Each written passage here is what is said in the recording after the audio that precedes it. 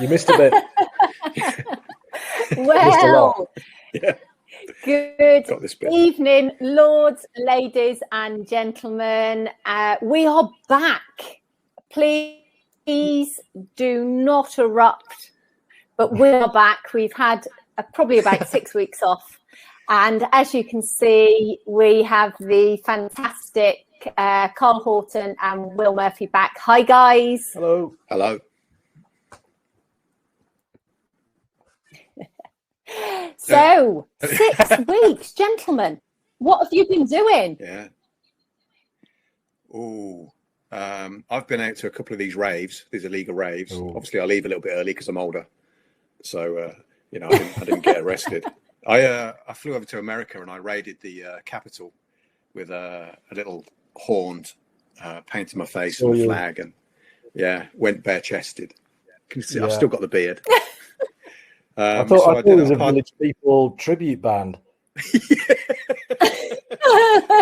I've still got the chaps. So, do you know what? It's funny because remembering actually what's gone on over the past 6 weeks. I mean, the last time that we spoke, you guys looked very festive, and I just look like Scrooge. But yeah, so Christmas, yeah.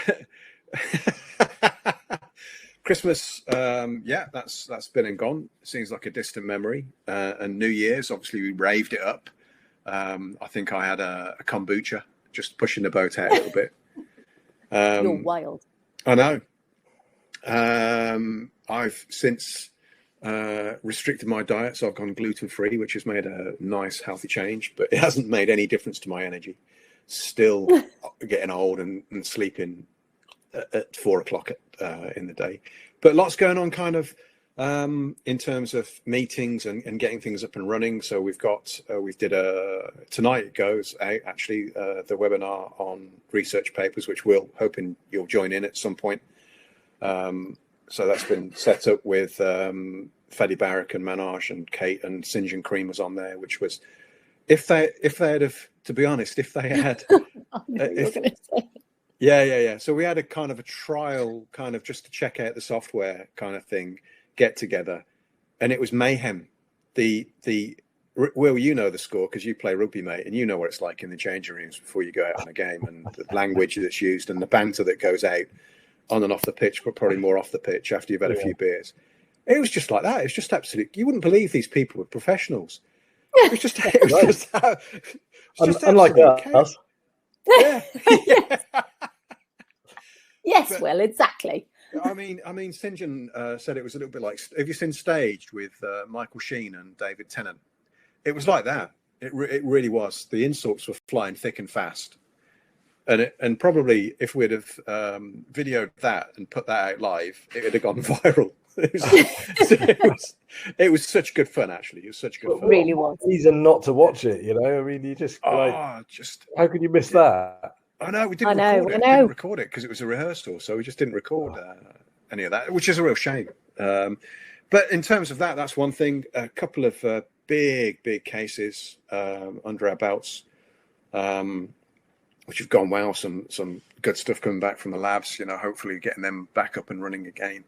Obviously, the restrictions have come in, which hasn't changed the way that we do things. A great deal, and then more on the been doing more on lecturing. I guess you're coming back into that again at some point, mate, with your FGDP students. Yeah, don't know really. Again, I think with the FGDP moving away from the Royal College, I don't know if you know about there's like a new College of General Dentistry, which is effectively a breakaway of the faculty, if you like, from the RCS for many. All the rebels, the breakaway groups. Yeah. I mean, again, I'm not immersed in the politics of these things, but certainly it all seems very political. So for now, I just stand back and watch the gunfighting going off. Although I think it seems to be sort of moving on fairly harmoniously now. What becomes of it? Who knows? So at the moment, I think the FGDP implant diploma is kind of in limbo. So, yeah, so I'm a free agent from that point of view. You shouldn't have said that, Will Murphy. He said, touting himself shamelessly. Oh, no, you won't need to take yourself. We'll speak to you. yeah, seriously. I mean, one of the things so we'll see how the land lies with that as we go forward. Right, you know what? Keeping. We'll talk about that maybe off air. Yeah. I mean, one of the things talking about that is that we've been chatting. So Fadi Manaj, Kate, and myself been chatting with private hospital group and moving those guys forward and getting those on board with some implants, which has been interesting. Certain things that you can and can't do with those guys because of the restrictions on what you can bring into a hospital and how you can work. So setting that up, the logistics of it, again, not so much politics, but so in a practice, when we're working in practice, we can kind of open up ourselves to multiple sources of where we get our drape packs from and who we source our implants from. We have manufacturers that we can use, and we've got more free reign than they have in a hospital, private hospital as such. It's not down to accountability as such, but they have their sort of, I don't know what you call it really, sort of standards, I suppose, in terms of their internal ones, isn't it? Yeah, their internal protocols that they have to go through. So as somebody comes in like yourself, you have a certain amount of clinical freedom, but you also have a certain amount of clinical restrictions as to what you can and can't use. A little bit like working for some of the corporates, if you want to order a drape pack, they've got a source of drape packs and they will let you use those if they're going to. But if you want to use another source, you pay for it, and then you're if there's something wrong with it, that's on your head. Kind of thing. So it's interesting getting through all that. Again, a little bit of politics, a little bit of red tape, but that I'm just talking rubbish because actually what we're looking at is kind of building that business up, and they've not done anything like this before, so it's starting from almost like a squat and building that up, and that's been really interesting looking at it again, and trying to explain things from a level that people that don't know anything about dentistry, and sometimes you forget and you take it for granted. And is that so you can be more based in one spot, or no, it's not to do with us per se. There are people going to be working under our umbrella that we're going to send there, and then that they kind of work not on our behalf as such, but with us. So we're almost like a recruitment sort of thing, really. We're putting all the processes in there for them, and showing them the pitfalls to avoid, shall we say? Yeah, but we'll only put people that we've kind of vetted in there. So unfortunately, if you've only placed 5 implants in the past year, you're probably not going to be somebody that we'd probably look at putting in. Yeah, well, it's a beautiful setup they've got. I mean, very nice. It's beautiful. It's a beautiful building. It is, isn't it? It is. Nice. It is very nice. Good. Really good. So yeah, we've been busy helping them out. And obviously, just before we hopped on air, we start to talk to Will about the article review webinars that we're starting to roll out. Yeah, once a month, I think it is. Once a month. Yeah. So it'll be on this evening. Yeah. Talking about papers. Oh yeah. Better hurry up. So yeah, basically the premise is that basically what happens is the panelists get a paper, a journal, pick out a couple of articles, and then go through the articles and kind of present it. So if anybody's interested people that are interested in kind of learning what's going on in dentistry in the current articles gets fed that. So we're not critically appraising the articles. We're just talking about the content of the articles and kind of talking about what the current research is, rather than them having to go and find it and log on and read it. And they might not have access to all of these things. So it's almost like reading the abstract and saying what it is. But picking, That's not the right word to use, is it? The more interesting ones, but the ones that are probably more relevant to people that are in general practice or specialists, things like that. And hopefully you'll join in with that. We're probably gonna change it and adapt it. We need some feedback on what people think about it. So if you do tune in and watch it, anybody that's listening, let us know what you think, because the first episode, rubbish that sort of thing was a big part of the diploma, was journal reviews.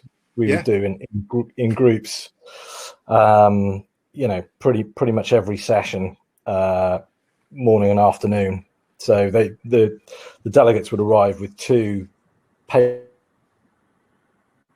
that they should have read, and one person that would summarize it basically, and give a critique of it. The reason being, as you know, probably 99% of all these papers are absolute tosh, and what you need to be able to do is pick that information apart, don't you? And either trash it or be able to say this stands up as a good piece of evidence. Yes, yeah. We kind of chose to not try and tosh the papers, just in case the authors ever get invited on or anything like that. But it is a kind of very basic critical review without being too critical. But we might have to. It's a fine line. I think in that kind of group where it's not aired publicly, you can. It's really good to kind of, and you've got to be able to do that. Really, you've got to be able to pick this stuff out so that you know what's robust and what's not robust. I think that's a skill that's sometimes quite difficult to learn for some people. Yeah, obviously it would be polite criticism on air. Constructive from a purely scientific basis. There's nothing wrong with constructive criticism. I mean, yes, if you're going to slam a paper, I think it's different. And as you say, Carl, behind closed doors, I think that's a different conversation. That's fine. But don't give the panelists any idea for the article reviews that they do it live. No ripping it up on air or anything like that. Oh, Will, we're starting to worry now. Don't let him on. Or let him on. So come on, Will, what have you been up to? Practice life going okay? Oh my God, yeah. He's been skiing in Switzerland. Well, yeah, obviously I'm on holiday at the moment. So it's nice to see you guys. My thanks for joining us, man. So do you know what? Like everybody else, it was nice to have a couple of weeks off. I think I got through Netflix and the dark web, and managed to, work my way through all the usual stuff, food, drink, and all the rest. And then, it's January, isn't it? The most miserable month you can ever imagine. It's cold, it's dark. You're convincing yourself you shouldn't drink alcohol. And then you have to pay the tax man at the end of it, So, yeah. Let's not talk about the tax man. Let's not talk about it. Oh yeah. No. It sends me a cold sweat, but there you go. It's got to be done, isn't it? One of the predictables, you got another 4 weeks. You got another 4 weeks now. They've extended the deadline for those people. I think so. I hope so. They have, because that's okay. I was going to say that's what I've told some people. Yes. Yeah, I think they've the penalty that is not that. They've still got to pay. You've still got to pay, and obviously, if they haven't worked out your tax figures, then you've still got to pay. Yeah. I don't want anybody going to pay. What Carl said. You've still got to pay, and then if you've overpaid, you claim it back, and if you've underpaid, then you've got to pay more. So please still do the tax figures, everybody. Yeah, I'm afraid it's all. Yeah, it's all but do you know what? The thing is, when they've done that, they've left it. I spoke to my accountant yesterday, I think it was. So they've left it to a couple of days before the end of January. So let's be honest, the accountants should have already done the figures by then. For those people that haven't sent it in, all they've done is move January into February, really. So they're going to have a February nightmare. Yeah, you might as well get it out of the way, get it done. So I'm just going to change this joke. Hands up if you've been vaccinated yet.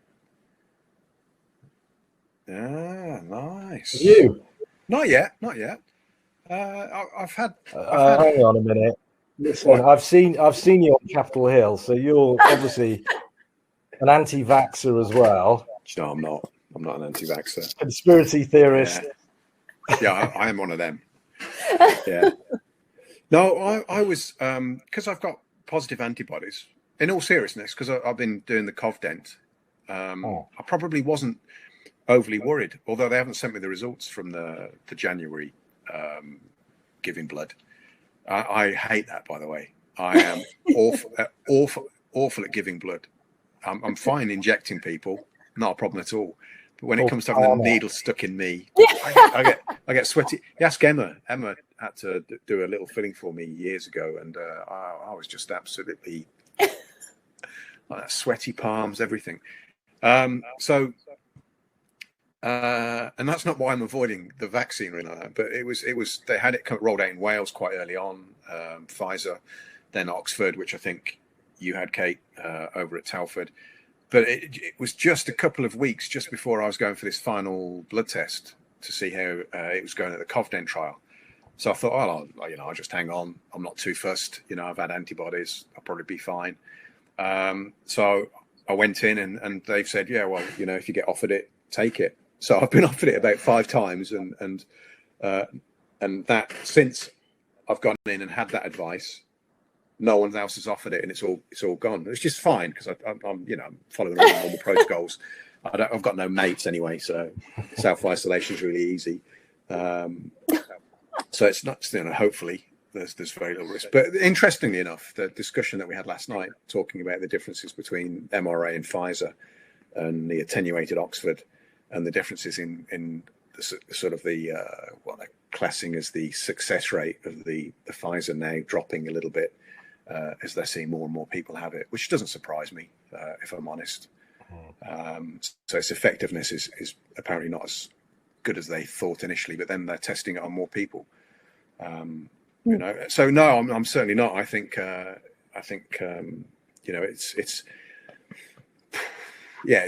it's one that I think if you're offered it, then go for it. I'll be interested to see what people's response are. I think one of the things that I'm also interested in is what the T cell immunity is. I don't know, because you can test for antibodies, but how long your antibodies sort of circulate and around for is sort of down to the exposure that you have to the virus, really. And if your antibodies then go into your T cell memories, as I understand it now, I'm going back to a little bit of immunology that probably is far, far too long ago for me to understand. But I think that if you're tested, and people correct me if I'm wrong, but for TB, they elicit a reaction of your T memory cells. So you get that lovely little stamp on your wrist. And then if you've elicited a reaction, then your body's still got the memory cells that are kicking in. So you don't need the boosters.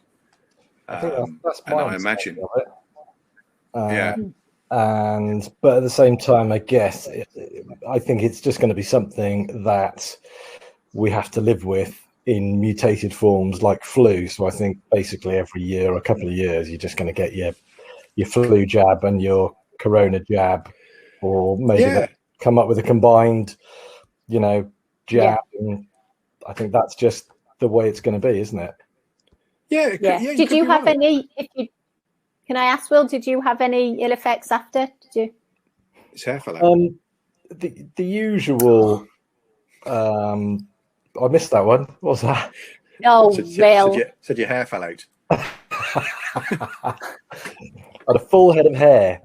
I looked like Carl, but with his head upside down prior to having upside down.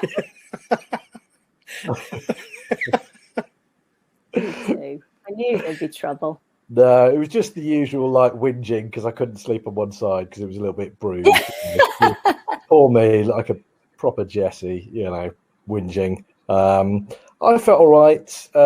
Didn't feel too bad, really. In your head, you're thinking, "Oh, do I feel a bit strange? Am I going to be? Have I developed sort of sonar capabilities? Like many fingers. I can hang upside down with a bat, all of a sudden." So, Oxford or Pfizer? Pfizer. Pfizer. Yeah. So that one basically, but great process. Super impressed with the efficiency and the staff. I mean, literally, rolled up, led down, ID, fill that form, straight in. Yeah. Sorry. Yeah. I thought you said trousers down for a second there. I thought, yeah. Isn't that how you have it? I don't know if you're vaccinated from COVID. Might be how you have it, mate. But each to the right. Hey, gentlemen. Oh, gentlemen.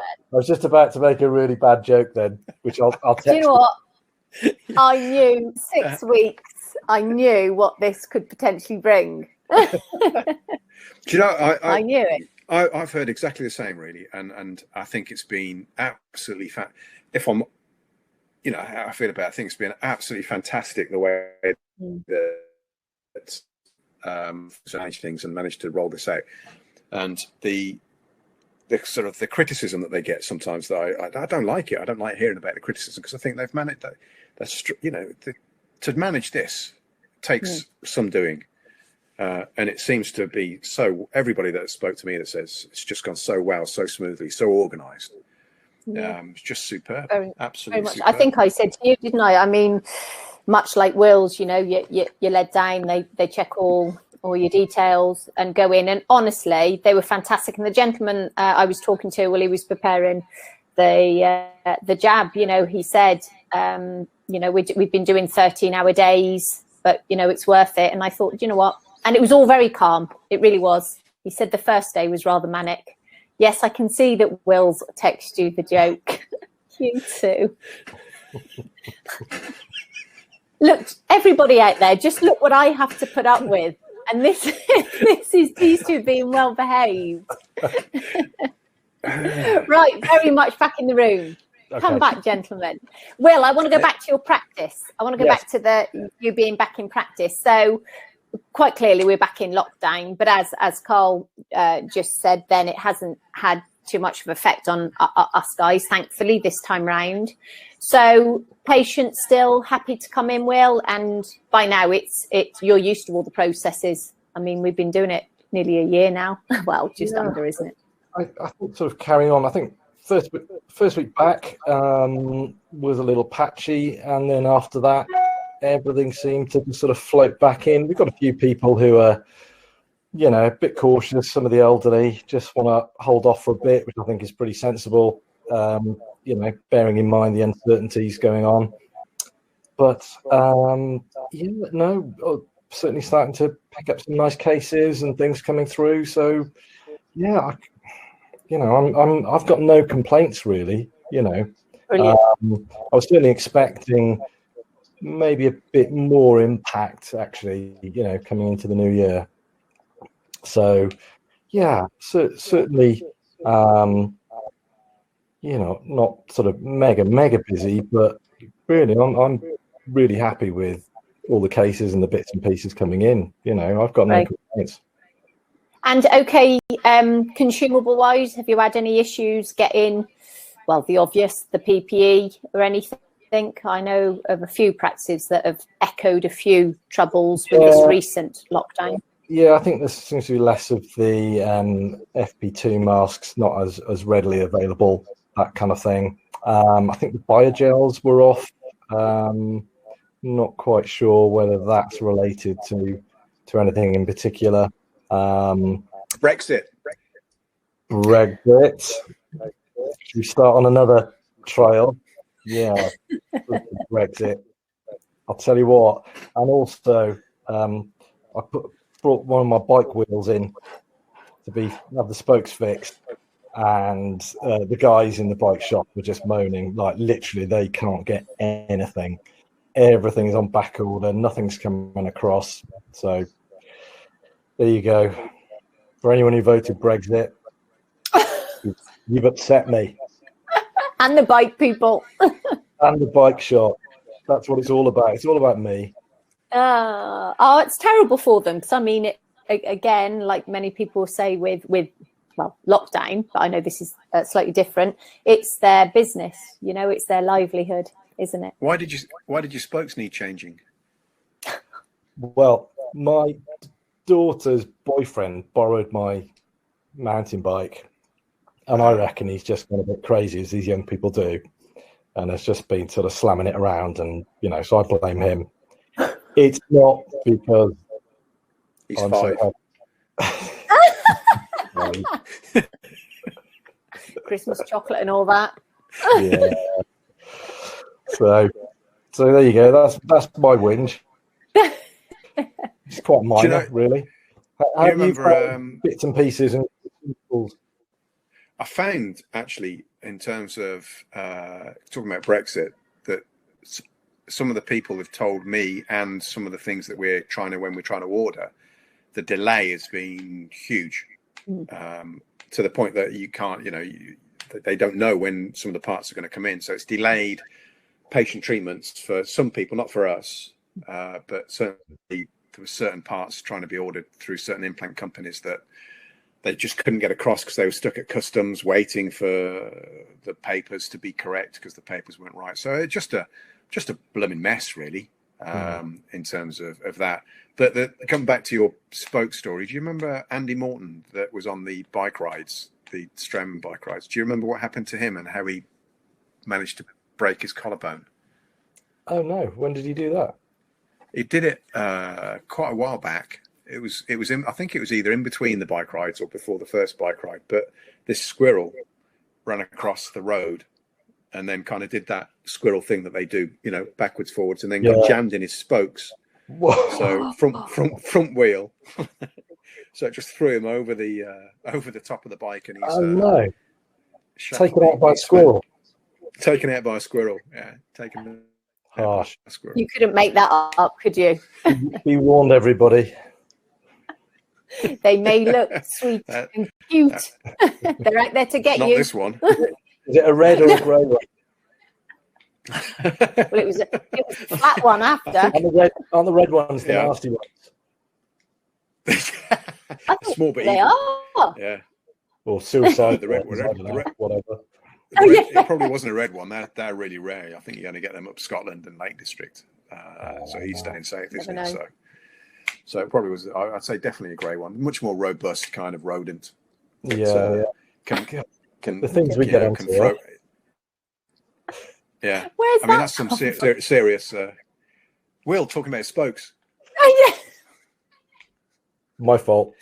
I've got lots more. I can tell you about an injection where I didn't have to drop my trousers, but it's an Ibiza story. No. You do that, and I'll tell my joke. No, I've got a button here I can press, gentlemen. So no. So what about Will? I'm going to ask. What about online meetings? Do you have many? And if you do you find them more tiring? Only this one. Oh. What, tiring, or this is the only one you have? This is the only one I have, to be honest. I don't have anyone to have an online meeting with, really. I think when it was all kicking off the first time round, then it was old schoolmates, and you'd be having a Zoom or a house party with everybody and anybody, and then it was pub quizzes and all that sort of stuff. But after a few weeks of it, I found myself trying to think of different excuses for not sort of joining in with the Zoom pub quiz, So the house had burnt down, and my internet was off, and Squirrel went Squirrel ran into my spokes. A new one you can use. Yeah, I've broken both collarbones. So to be honest, no, it sounds like you guys are zooming like good uns, and we have had quite a few. Needs must, and that's fine. We're lucky to be able to still operate really and do them, but they've been some lengthy ones too. Okay, they might be listening. They've been lovely. Oh no, but they have. They'll say the same. They've been lengthy, and it just happens they seem to be on the bounce. And I have asked them, as you know, Cole, because I've said to them, have you found them tiring? They've gone, more than when we used to meet up face to face. And why is it? Why over Zoom? I think the difference is, I think when it's probably, I'm just thinking out loud now. I think the difference is when you're doing it like this, you pretty much have to be focused on the screen at all times. You know, if you're not focused on the screen at all times, you're gonna miss something. Whereas if you're in a room, if the three of us were in a room together, you guys could probably go off and have a little bit of banter, and I can kind of tune out like I normally do with most things, and then tune back in again. And you don't have that ability. If you tune out, everybody notices that you tune out for a start-up because they're all looking at the TV screens. And the focus of looking at a laptop, and I think is very different. It's I don't know, maybe it's some part to do with the amount of energy that you're having to pour into this. Can be a little bit more taxing on your brain a little bit, really. You can't really switch off. I suppose you're watching Signal, and you know, is that on? Are we doing that? So I suppose there'd be a lot more. Send in dirty jokes to your mate. But yeah, I find it a lot more. I find it less enjoyable, and I find it a lot less engaging as such. There was we did a lecture last Saturday to the MSc students, and it was hard. You know, as much as I enjoyed it, I did enjoy it, but it was hard work to kind of hopefully keep them all engaged and all focused on topic. And they did superb. You know, I mean, we went on. I think we managed to stay to time. I think we did the couple of weeks before that. We ended up running over an hour and a half longer than we should have done, which is my fault because I babble a lot, as you might have noticed. But I found afterwards I needed a little kip. Go and have a lie down with a nice cup of Horlicks. Yeah, you see, it's not gluten-free you need, Carl. What Will and I are going to get for you is some nice fluffy slippers, a little blanket for your knee, and perhaps, you know, just something to keep the draft off the back of your neck. Thanks. Yeah, and some deep heat. Some deep heat. It sounded very tiring. Oh dear. What? We'll get you some, what is it, like humbugs and stuff, you know, to sit and munch in your little armchair. Yum, yum, yum. Yeah. The one thing that I have discovered, can we talk about Clubhouse? Will I talk about Clubhouse? Of course we can, yeah. It's Clubhouse, Will. So Clubhouse. Clubhouse is like live podcasts. Yeah. It's like live podcasts. That's my best answer. Is it like the first rule of Clubhouse? Yeah, we don't. Yeah, that's why I have to ask. No. I'm in on it. I know. So it's only available if you've got an iPhone, and it's a little app that is like a live podcast. Is probably the best way to describe it. So it's invite only at the moment. Is that an iPhone? Nice. It is. Look it up. Look up Clubhouse as an app, and then basically like this, we chat like this, but there's no. It's all audio. There's no visual to it. You set up the little room that you want to talk in, but there's people on there that have got phone call. Almost like a phone call, yeah. Except you can just see the icons of the people, so you can have multiple people in a room, and then you have a stage where there'll be some people that are chatting, and then you have an audience. So it's almost like a theatre kind of thing. But there are people on there. That's the one. Yeah. There are people on there doing like Grant Cardone. There are a couple of multi-billionaires on there, and they go on and just chat, and you can get in the audience. You go up and talk to these people. In a couple of years' time. Stick with me, Rodney. Next year. Oh, yeah. But it's a lovely little app. Really nice, and that's a nice way to kind of engage and listen to some of these things. And you can have it on when you're in the car. You don't have to participate. But yeah, some nice little nuggets in there. I think dentally, I don't know how it'll take off dentally. It might do, but it's just a very little interesting app to have on your phone. So I thought I'll make sure that this is current, and so I'll ask my son, does he know about Clubhouse? He went, what? Oh, he got one up on him. So yeah, in there. You're like, it doesn't matter. It's a techie thing. Doesn't matter. Yeah, don't matter. Don't worry about it. Don't worry about it. What are you talking about? No. Don't worry about it. It's all right. Yeah, just go back and play with your computers and listen to your podcasts. TikTok. Yeah. Enjoy all that. Yeah. check you out, Will. Sounds good. Yes. Brilliant. Well, it does appear good. I've listened to a few more this week, and as Carl says, you can just sit in the audience. So that's what they say. You can just listen in. Some you want to, some you don't. So do you get sort of TED Talky kind of stuff? And yeah, you get all of that. But I mean, some real high-powered speakers, and you can go and talk. You can put your hand up if you get in the audience, and they invite you on stage, and you can actually speak to these people live, and get some quite valuable advice if you're into that sort of thing on business and things like that from these people. Really quite a good. I think it's a good little concept. I really like it. It's different as well. And I think as it up on Android, and then it'll really take off. So yeah, I mean, very good. A lot of people that we've spoken to, kind of like the business areas and things like that, of really getting into it. Yeah, fantastic. With your just something different with this, do you do a lot of social media stuff for yourself, Will, at the practice? Fits and starts, I go through bits and pieces, now and again. So today our online booking has just gone live. Oh, brilliant. Yeah, so I just thought, well, let's just put that out there. If there's something significant to say, I know some people are relentless, or they pay people to do it for them. I prefer now and again just to sort of put a personal touch in there, and I understand the importance of social media and that kind of thing. I'm certainly not an Instagrammer, in my budgie smugglers and my fake tan. Believe it or not, I know. So that wasn't some people are really in.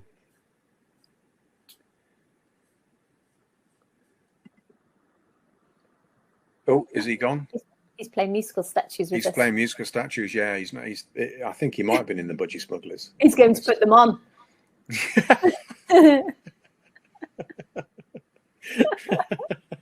That's a cracking line to finish on, Will. It's not budgie smugglers. It's full nudity. Full nudity. Oh, okay. He might come back in. He might come back in. He has a very nice website, is where I was going, and I know I've mentioned it to Will before. As you and I know, when we talk about social media, I mean, it's a full-time job for somebody. So I think almost that's what Will was just about to allude to, I think. What, getting somebody in full-time to do it? As in he hasn't got somebody in, he prefers to do the personal touch, because if not, it really is it's a big job for somebody to do that. I think it is. But I think things have changed. I mean, when this is going to sound really bad, isn't it? But when I first qualified, you were lucky if you had a web page. Yellow Pages. Do you remember? Do you know what they are? Do you know what that is? Yeah. Yes, I do. So Yellow Pages was where you sort of started advertising in things.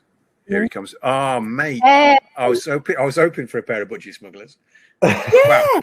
You'd want to get changed. That sounds extremely wrong. I'm going to take that back. Yeah, I was getting into Instagram mode, Get my spray tan on.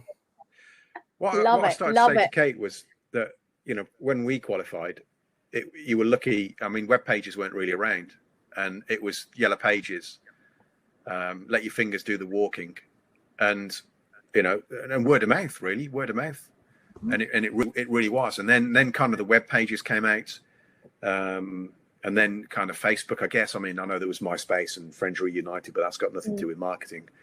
And I think people didn't really use Facebook for marketing, and now it's kind of just rocketed with the Instagram, Facebook, LinkedIn, YouTube, and I know some people are really prolific with that.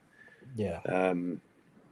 And if that works for them, but I don't know whether there's a level that you can go overboard with it. I like what Will said. I think you were beginning to say with the personal touch. It's very easy to put, not personal stuff on there. I'm talking about business here, so I'm not talking about obviously people's individual Facebook page. But, you know, it's very easy to put stock photos and stock that and stock, you know, and I personally, so it is personally, I do think the personal touch does go a long way. Yeah, I think it wants to be reasonably interesting. People, you know, I think maybe in small practice as well, have more of a personal relationship, you know, with the dentist and the staff. And so little things like that, people's birthdays and changes and things that are happening in the practice, you know, probably a bit more interesting. You know, I've seen some sponsored adverts. I saw one today with a practice advertising for implants. And if you follow the thread all the way down, it's basically like loads of people giving abuse and, you know, oh, they're really expensive and this is only for the rich and all that sort of stuff, you know. And I think this is a sponsored listing, which they're probably thinking, why did we bother with this, you know? Oh, yeah. I did that. I can't remember what I put now. It was a skull with some missing teeth on it, and I put, you know, I can't remember. I put some catchy line on it, and and I'd forgotten all about it, so it went out, and then I guess Facebook must just release it again or whatever happened. I might have pressed a button. I'm not sure, but the abuse, like, that's so expensive. This is just a con. Who do you think you are? And you know, it was like 2 hands on each shoulder kind of effect, rather than what I was expecting. To be fair, yeah, I think there's the potential to reach out to the permanently outraged, isn't there? On you know, on social media, you know, where people can have their say and they're gonna say it, you know. So yeah. I mean, it's like some of the Google reviews that you get of the. I mean, I nearly I can't remember what I was looking at. I was looking at something, toasters. So our toaster. This is not that you're really interested, but I was fishing the toaster out of the toaster, gluten free, and I started to got a tingle on my thumb. I thought, well, you know, I thought it was just me. Toaster was a bit warm. So scientifically, after I got the toaster, I went, oh yeah, that's live. Mm. So I've decommissioned the toaster, and I thought, right, I've got to go and order a new toaster. So I went onto Amazon. You know, oh, that looks quite nice. Well, you know, get that one. Let's have a look at the reviews. Awful junk. Only toasts half, burns the other half, and then there was a picture of a burnt out toaster on the ground in the garden. You know, caught fire. My daughter noticed it. Thankfully, managed to get it outside in time. Ruined floor, ruined kitchen top. I'm thinking, Jesus, but some of them were great. Only breads underdone, and you start reading it, thinking, what does that mean? What does only breads underdone mean? Who leaves a review for a toaster? I mean, you know. Well, it had WM. Well, yeah, exactly. Unless it's the ones that only do one side. Then they're going to hear about it from me. Let me tell you. Not wide enough. Not wide enough for my supermarket bread. Yeah.